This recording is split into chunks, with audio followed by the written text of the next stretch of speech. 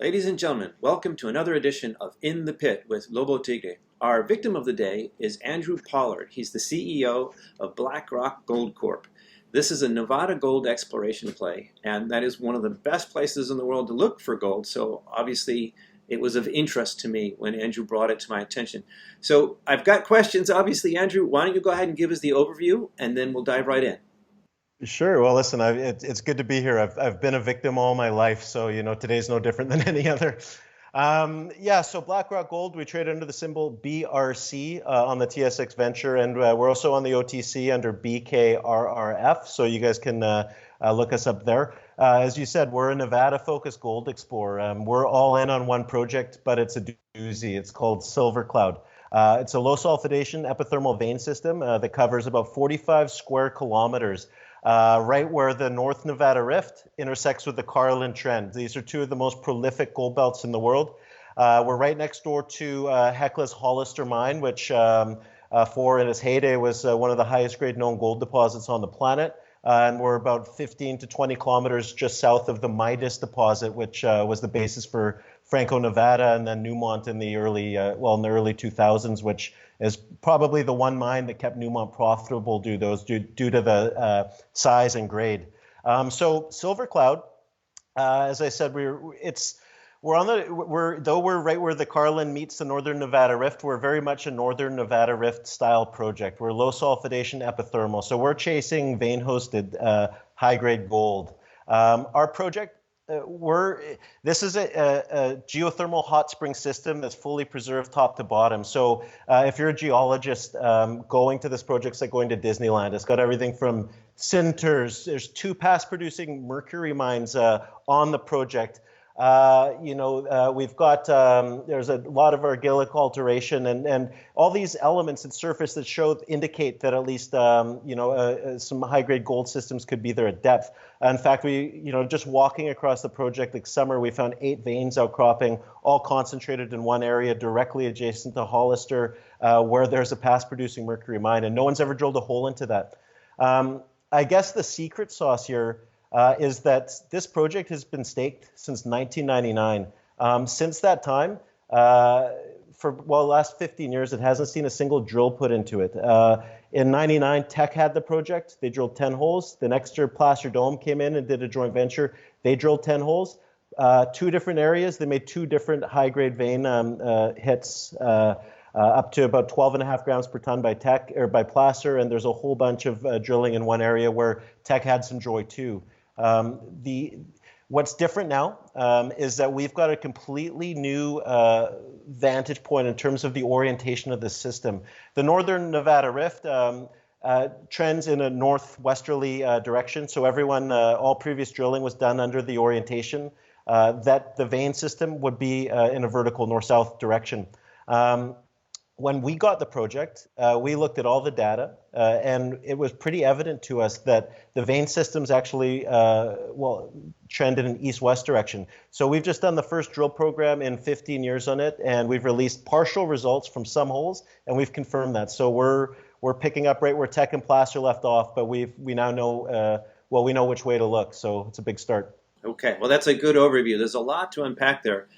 And I do want to follow up on your discovery because it is interesting. That's why we're having this conversation, really. Before we get there, let's talk a little bit about the business model. You're not a prospect generator. You've got this one project that you're focused on. You're going to be spending your own money advancing it to hold on to 100% of this. Is that the plan? Mm-hmm. Yeah, well, we've actually got a better deal on this than either Teck or Placer had, in the sense that we were able to negotiate a buyout provision on it, so we can buy. Calling this one project, this a one project company doesn't really do it justice, because our project is 572 mining claims. This is a huge piece of land. I mean, in one of the most productive areas, gold mining areas in the world, and it's got targets throughout. So we're not all in on one general area. I mean, we've got multiple vein systems identified throughout the property, and trying to figure out where to go is like drinking from a fire hose. But our business model is, we're picking up right where major mining companies have left off. The reason it hasn't been drilled in 15 years isn't because of merit. I mean, the grades that Teck and Placer were hitting, even Newmont drilled some shallow holes in the late 80s. and they hit some high-grade gold in a completely different section of the property. So the reason it hasn't been followed up wasn't because of merit. I mean, there's a lot there, and we're in the right area. It was because it was due to a really onerous royalty deal that was associated with the company.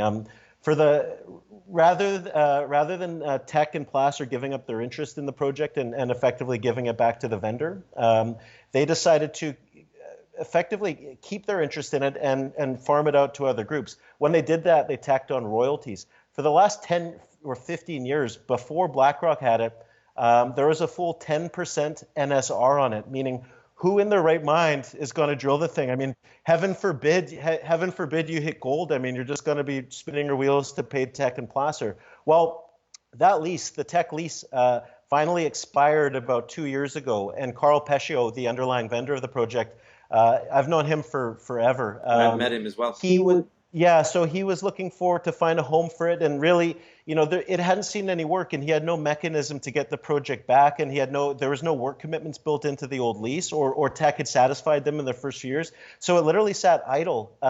So all he wanted to do, I mean, this is his longest standing project that he's owned. He wanted to put it in good hands. In people that were earnest about doing work, and that's the opportunity for BlackRock. So we put it into BlackRock, and then we've set about actually showing it some love again, and that's the opportunity. I mean, the Hollister discovery next door, the east-west trending veins, the underground mine, that was only that came to fruition after the last round of drilling done on this project. So the regional understanding of the geology has changed completely since it was last touched. I understand. I was going to ask about that. We've already covered it, and I don't want to put the cart before the horse here, but since we're on the subject, just real quick, what are the property acquisition terms? Do you still have property payments to be made, or is Carl happy to benefit if this gets put into production someday? Yes, so we've got, we're on an AMR, Advanced Minimum Royalty, sort of a lease type agreement with him. We get 100% of the mineral rights. This year he's due 100,000. And then we've got BLM payments as well. Now, we can buy the property outright for $3.5 million at any point up until 2023, I believe. And then after that, we can buy it for $5 million.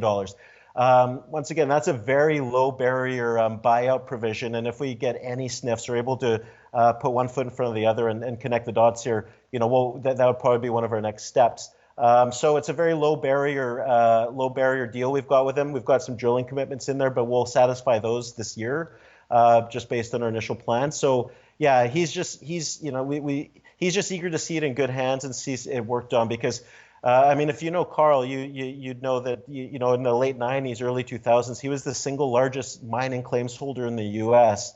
Number 2 was Newmont, and number 3 was Barrick. He formed a company called Allied Nevada around 2006, 2007. And the deal was, when he formed it, he was going to put all 56 projects that he owned at the time into that. Allied ended up going to about $4 billion market cap at one point, and he had about a third of the company. Well, guess what? He only put 55 projects into that. He saved one for himself, and it was Silver Cloud. It hasn't been drilled since, but he kept it for a reason. This is one that he's always thought would be, his legacy, and I'm hoping, to be the ones to bring that to fruition. Okay, well, that's quite a story. That's interesting. One more thing on the corporate front before we go on to talk about the rocks. I couldn't help but notice that Bill Howell is the chairman, and I know Bill. I've met him a number of times, kicked rocks with him out there in Nevada. I like Bill, but I have to say a lot of my readers will remember, the Rye Patch story didn't end up so well for shareholders. So I'm wondering, is this Rye Patch 2.0 or, Well, what brought me to Bill, aside from his rugged good looks and winning personality, wasn't his Rye Patch experience. At Rye Patch, listen, any all-share deal that was done in 2017 or 2016 probably hasn't worked out too well for anyone. But what he did with Florida Canyon at the time, I mean, the transaction got put into Alio, and then that's the only real bright star in Alio's portfolio now, and the only thing sort of keeping them profitable. But yeah, you can look at any all-share deal at the time, and they haven't really worked out particularly well. What brought me to Bill in the first place, though, wasn't his, executive abilities. It was his technical, 100%. He's one of the only people I know that is that can lay claim to adding over 100 million ounces of gold to reserves. He used to be head of exploration for Placer Dome for the Americas. Well, guess what? Placer had our project at one point, and Bill was the one that got it for them. He was the one that compelled Placer Dome to do a joint venture with TechPac in 2002. He also made a discovery on the project that same year. He went to this area called Northwest Canyon, drilled a few holes, and he hit 12 meters of 5.5 grams per ton. That was, he was working with the best data he had available to him at the time, and that was working off the Midas model, which suggested the veins went north-south. They didn't get any joy, and that was also when majors, gold was tanking. It was $300, $250. Majors, just like now, didn't get the budgets to do generative exploration, so they focused on their, brownfield and advanced stuff. But he always liked the project. He tried to acquire it many times over the subsequent years, but it was the royalty deal that it was unpalatable for anyone. So when I approached him with BlackRock and showed him the deal that we have here, he was eager to get back in. When he joined the company, we were $1.5 million market cap. Now, to get someone like Bill to join the company, he lives in Reno. It's a 2.5-hour drive from the project. He's got former experience with the project, and he was head of exploration for the third largest gold company on the planet at the time. Yeah, that's a huge vote of confidence in what we have. And since then, I mean, up until December, we were one of the best performing gold stocks on the venture since we took over. So. Okay. Well, I would sincerely like nothing better than to see Bill succeed here and, deliver for shareholders and for you as well. Again, since my readers and audience particularly have experience there, I had to bring that up. He's getting back to what he knows best. That makes sense to me. Sorry, Bill. I'd rather see you as a geologist in looking at the exploration than as the CEO calling. Anyway, those shots. So, all right, enough said on that. So let's talk about the rocks a bit. You have a new theory. There's more information now than when the project was drilled before. So we have a new geological model. I get it. And we tested it, or you tested it, and you came up with some interesting numbers. There's 1.5 meters of over 8 grams per ton, as I recall. Yeah, at the top of a system. So that's what's, we all are targeting, we set out to drill 4 holes. Due to the success of, I guess, our share price, we had a lot of warrants come in, so we were able to add a 5th and employ something called a downhole audio televiewer, which is a really cool piece of equipment, and it's able to map the fractures in the veins and tell you exactly which way things are deposited. Our whole first round of drilling was designed to be a proof of concept. It was to prove that the vein systems are actually structurally oriented from an east-west axis. That was sort of the thorn or the Achilles tendon of every previous operator on it. And keep in mind, very limited drilling. Everyone says Tech and Placer had it. It must be drilled out. No, they both did 2 4,000 meter programs. They both made 2 different discoveries. They just couldn't follow them up north-south. We're taking all that data and we're now seeing it in bright colors. We got confirmation on our first results showing that the proof of concept panned out. They're oriented from an east-west orientation. Also, what the results, the geochemistry. Sorry. Let me jump in and ask and clarify exactly what is the concept that has been proven. It's just the orientation, or was this drilled near some other zone and we're expanding anything, or or we're just showing this is the way the veins go. So Tech drilled an area right in the old Silver Cloud mine. It was a mercury mine. They drilled straight down. They were able to piece together a bunch of high-grade intercepts. The next year, Placer came over here 2 kilometers to the west, and they drilled 12 meters of 5.5, including 1.5 meters of 12 grams per ton. As they thought that the vein systems ran like this, these were always treated as 2 separate systems. Knowing now that the vein systems go like this, well, guess what? This could be a 2-kilometer system.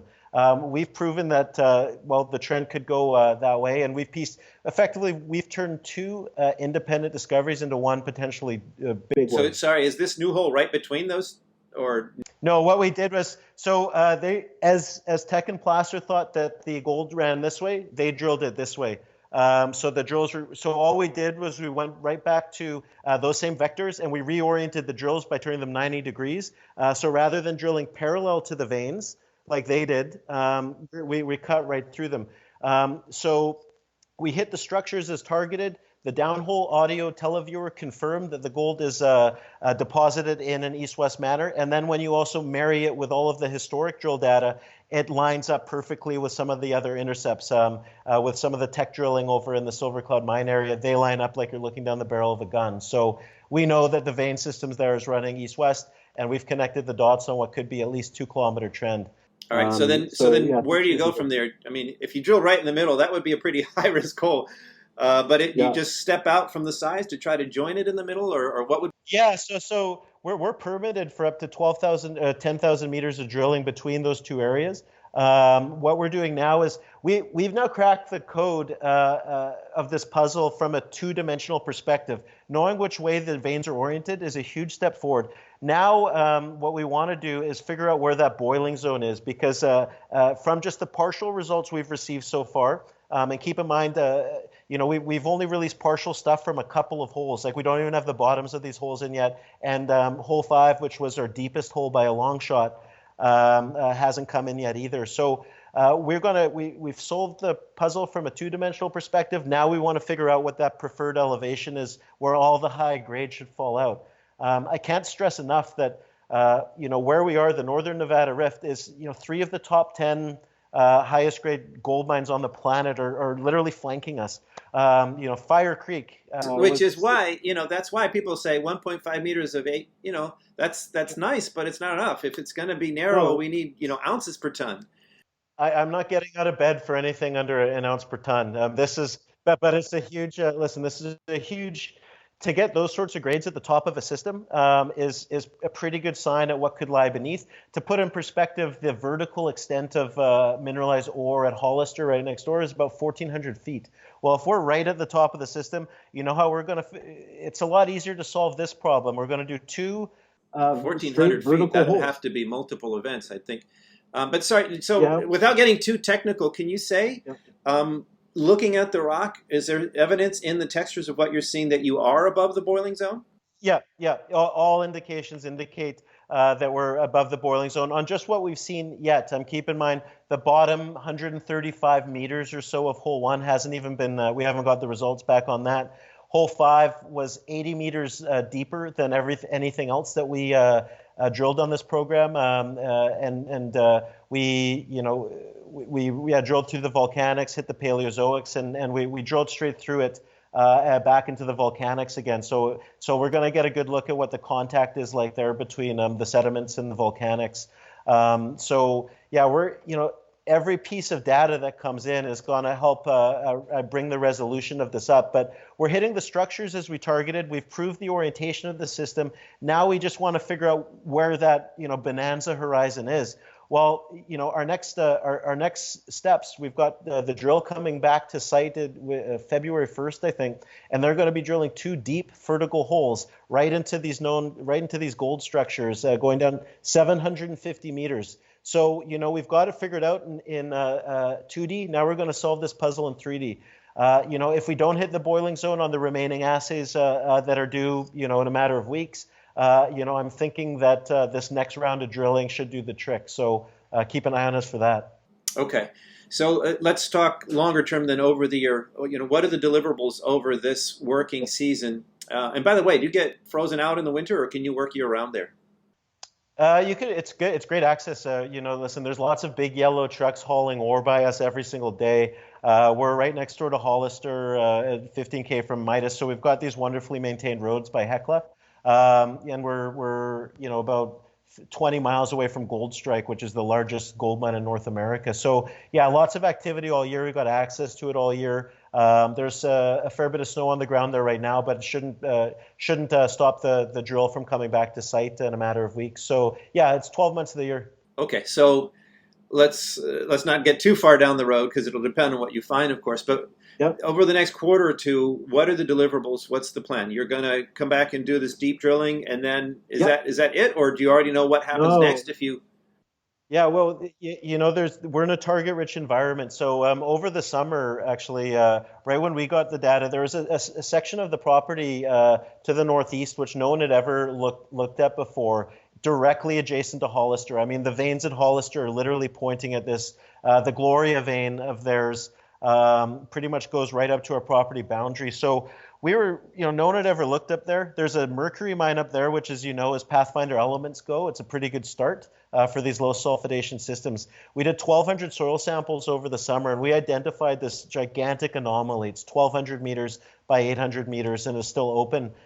We looked at the geophysics that we inherited. We noticed there's 3 gravity lows up there.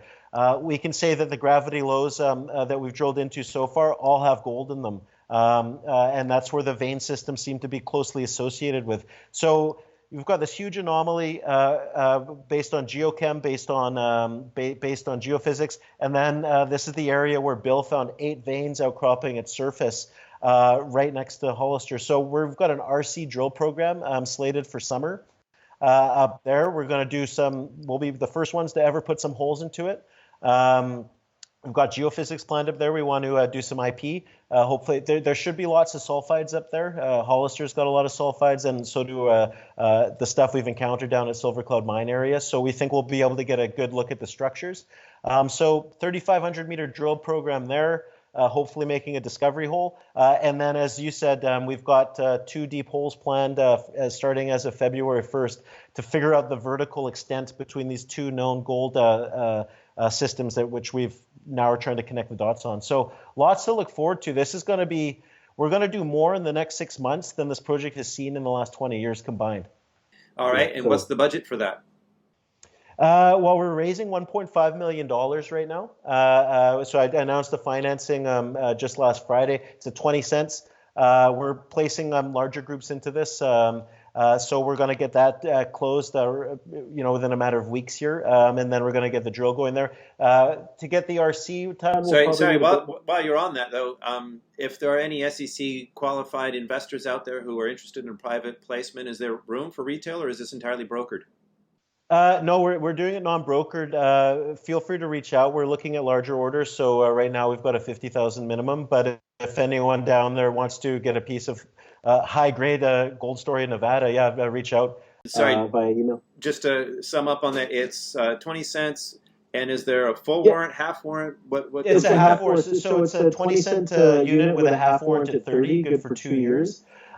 We've since, if anyone looks at our chart, we've sold off a bit in the last week and a half. Now, that coincides right when a 16-cent private placement we did in September came free trading. That was a 6 million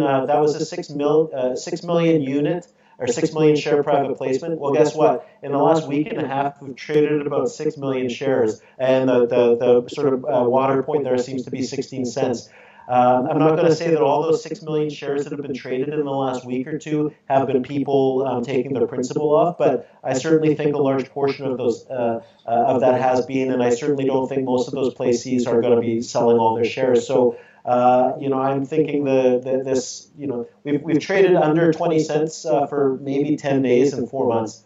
This is if we know that there's going to be these shares hitting the market now, I'd say anything under 20 cents is a steal, just because we're filling up this placement at 20, which we expect to close in a couple weeks. Okay, so you're raising $1 million plus. Clearly, you're not going to get very far on that. Your hope is to deliver more proof of concept where you're at now, and potentially a new discovery on the area where Bill found those veins, and then on the back of that, go back to the market at higher prices, right? We've got about 4.5 million warrants priced at 20 cents, which are set to expire in March. Now we'll have another set of drill results out by then for sure. We'll also have the drill spinning on the vertical holes we're doing, so we could have multiple news releases in the interim there that would bring in another $900,000 or so into the treasury. In which case we wouldn't have to raise again for foreseeable future. Okay, all right. Well, it all sounds very good. We don't need to beat that to death. We've got, the answers pending from the Truth Machine now, and then we've got the Truth Machine spinning up again soon on your primary play, and hopefully, the new area will turn you from a one-trick pony to, multiple tricks. So it sounds like a good agenda. very interesting story, and I appreciate you sharing it with us. I have to ask the one question that my audience always expects me to ask is the skin in the game question. You know, I personally put my money where my mouth is when I invest. You know, how much of your own personal hard-earned money have you put into this deal? Yeah, I'm glad you asked. This is the only job that I guess someone would actually pay for because since I joined, I've put in the first thing I did when I joined actually was I canceled a 5-cent private placement that was offered by old management. I said, no, we're not raising money down here. It's going to blow out the structure. So first thing I did was I canceled that private placement. We self-funded the company for a while, for about a month, while I reconstituted the board and brought Bill in. And then I announced a private placement back then at 10 cents. I put $100,000 of my own money into that.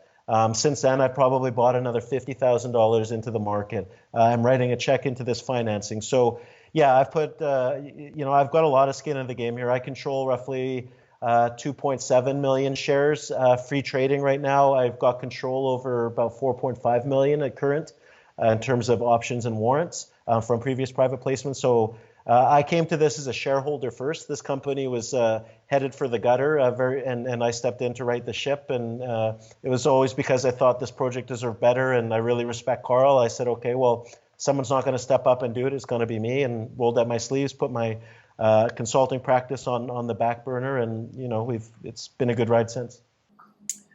I was going to wrap it up there, but that just reminds me. How did you get this from Carl? I mean, Carl is well known. Everybody knows Carl in Nevada. Yeah. How did you end up with this project if it was the one that he held back from Allied Nevada?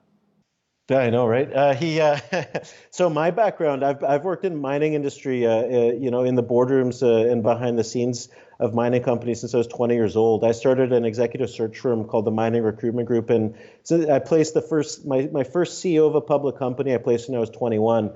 That same year, I placed the CEO of a company that had some of Carl's other assets in it. So I met Carl back in 2006, 2007.